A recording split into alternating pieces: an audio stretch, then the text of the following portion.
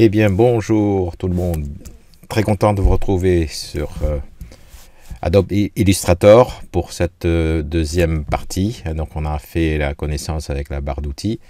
Aujourd'hui, on va s'attaquer à la partie droite, ici, que vous voyez, et ce qui représente les panneaux. Donc, ce sont des panneaux qui vous permettent de voir les fenêtres. Alors vous voyez un certain nombre d'icônes, des cases. Alors tout d'abord, vous avez la légende. Quand vous passez la souris et que vous restez un certain moment dessus. Et déjà, pour la configuration et pour faire connaissance avec cette barre de panneaux, on peut soit les mettre sous forme d'icônes simples ou bien des icônes avec des légendes. Donc il suffit de tirer, vous voyez, ici. Donc là, je suis sur la colonne où il n'y a que des icônes. Là, je suis un tout petit peu plus explicite parce que bon, j'ai la légende à côté. Et également, on peut les développer pour qu'il y ait en fait chaque fenêtre en fait révèle le contenu de façon éclatée en fait, comme ici. Voilà. Donc ici, vous avez pour passer en vue iconique, en vue éclatée, il faut appuyer sur cette. Vous voyez qu'on a la légende développer les panneaux. Donc deuxième chose, c'est que ici on peut mettre autant de colonnes qu'on veut, autant de donc si je prends cette fenêtre couleur, déjà je peux cliquer ici pour développer ou non les panneaux. Donc je retrouve l'état en fait développé de ce panneau. Là je réduis, donc on peut le mettre n'importe où, comme pour la barre des outils qu'on a vu avec le premier tutoriel. Là, je peux sortir par exemple le nuancier et je peux le mettre un tout petit peu partout où je veux et développer également pour avoir une vue éclatée. Autre chose, c'est qu'une fois que vous avez la vue éclatée, vous pouvez également agrandir cette fenêtre pour avoir une vue beaucoup plus importante et avoir un accès un tout petit peu plus confortable à l'ensemble des renseignements que vous avez dans le panneau. Donc déjà cette flèche pour mettre, disons pour diminuer ou pour développer. Si vous fermez le panneau par mégarde, donc là je ferme le panneau nuancier, je ne le retrouve plus. Pas de panique, on va dans l'onglet fenêtre et je retrouve mon panneau nuancier que je peux rappeler sans aucun souci. Voilà.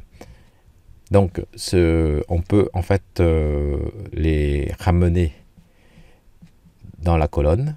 Donc vous voyez, dès que je suis dans la colonne, j'ai une barre en fait bleue qui se met en surlignage, et là je le lâche et je le ramène dans cette position. Je peux le ramener également dans une autre position en bas dans ces tiroirs là, ou tout à fait en bas si je souhaite. Donc c'est pour vraiment remettre en place le panneau que j'ai développé tout à l'heure. Donc si par exemple le panneau couleur, je veux le mettre avec le panneau nuancé, je viens sur le tiroir du nuancier, je le lâche et il se retrouve dans le même tiroir. Le même tiroir que je peux sortir en même temps pour avoir mes deux panneaux qui sont ensemble. Donc toujours pareil, donc c'est ce que je vous ai dit. Donc en vue développée, ce sera toujours en fait un système d'onglets. Voilà, je le remets ici. Alors au lieu de remettre ici, je peux également le faire. Il y a un panneau calque qui est très important pour moi, on le verra plus tard. Je peux également décider que je veux avoir une colonne ici qui en vue, je dirais, simplifiée complètement, c'est-à-dire sous forme d'icône seulement, ou simplifiée avec des légendes, comme je vous ai dit. Il suffit de tirer sur la barre verticale. Mais je veux mettre en fait une deuxième colonne avec ce panneau calque. Donc je prends mon panneau calque, je viens tout à fait à droite du panneau en question et je relâche. Donc je viens de créer une deuxième colonne où j'ai placé mon panneau calque. Et ce panneau calque, je veux le mettre vraiment en situation complètement développée. Donc je clique là-dessus et vous voyez qu'il est complètement développé ici.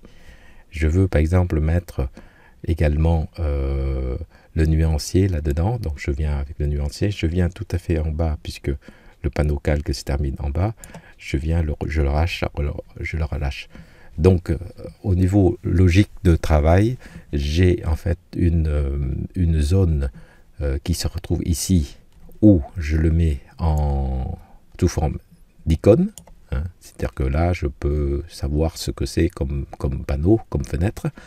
Et j'ai également une colonne à droite de cette colonne où j'ai mes fenêtres sous forme éclatée. C'est pour avoir certaines fenêtres qui sont très importantes pour moi.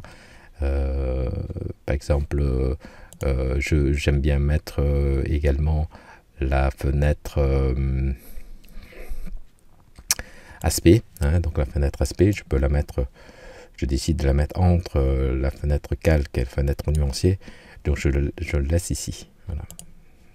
Ok. Donc pour vous montrer en fait comment configurer à votre façon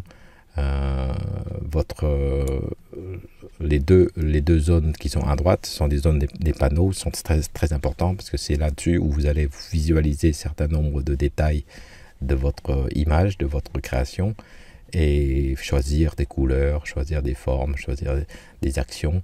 Donc certains préfèrent avoir une seule colonne, certains préfèrent avoir deux colonnes. Là vous savez comment faire pour ces colonnes. C'est très souple puisque je peux prendre par exemple le plan de travail qui se trouve ici. Je peux le prendre et je peux le glisser dans cette fenêtre calque. Donc ça apparaît sous forme d'onglet. Il suffit de le mettre là-dedans. Donc j'ai une fenêtre éclatée qui me donne à la fois le calque, si je clique sur l'onglet calque ou sur le plan de travail.